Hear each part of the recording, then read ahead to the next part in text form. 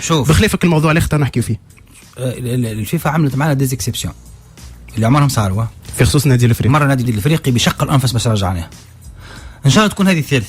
وانا حتى من العلاقات المباشره مش كالمراسلات بركه عندي امل كبير سوري زارف. في نفس الموضوع باقي مع العلمه الفامو دوسي نتاع العلمه. نعرفش اخبار عندي هو انه من 4 ايام التالي النادي الافريقي كان قاب قوسين من النزول للرابطه الثانيه. وي مالوريزمون النادي الافريقي حتى وقت يخلص مليار و470 انا عشت 24 اور بتاتر حتى الكلوبيست ما يعرفهمش دو جور لوندومان كانت نجم تطيح دو جور لوندومان مش 4 ايام لانه الفيفا تقول لك كيبدا نقص دينار من الفيرمون بالنسبه لي ما صارش ما تفكرش وهو كان ناقص 20,000 يورو وهو كان ناقص 20,000 يورو.